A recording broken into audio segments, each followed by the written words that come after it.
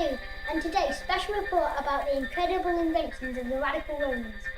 Let's go to our roving reporter for the bulletin. Tobias, are you there? Salve newsroom! Tobias Atticus Hattie is here with an exciting report on Roman inventions and how brilliant they were. Some say Romans just copy other people's inventions. Did you know we took the stories from Greek mythology and just changed the names to Roman gods instead? Obviously, the Roman version is much better. Some say Romans are not the best at science, literature, or poetry. However, if you want to know about roads, central heating, bathing and toilets, calendars, socks, or takeaways, then you need to call a Roman. Have you heard the saying, all the roads lead to Rome?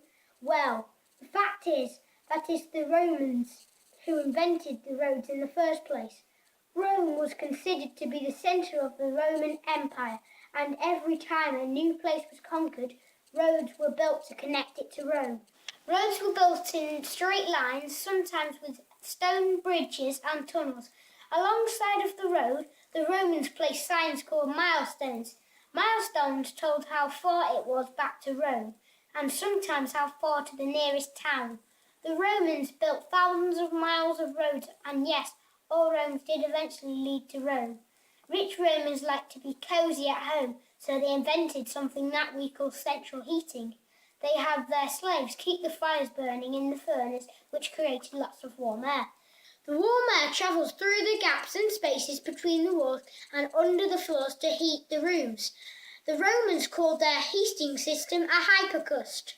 With all the heating going on, the Romans were very warm and probably sometimes sweaty.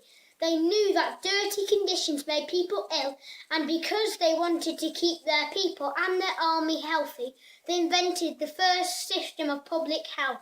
This included bathtubs, toilets, taps, public bathhouses for everyone, and developing a good sewer system. A team of 300 slaves flushed water through the sewers every night. Now, did you know that the calendar used today is more than 2,000 years old? Julius Caesar started it using the movement of the earth round the sun as the basic idea. This means it is called a solar calendar. The name of our months are all taken from the names of Roman gods and rulers. July is named after Julius Caesar himself. The Romans had a big influence on clothes.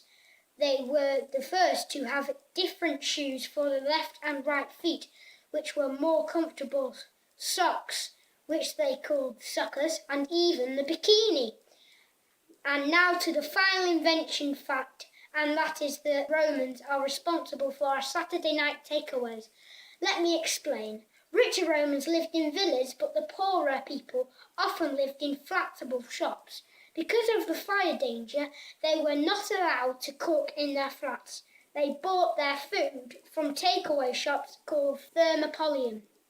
I hope you have enjoyed my report, and I hope you are now very thankful to the Romans for all they have done. Now it is back to the studio. This is Tobias Atticus Hattius signing out.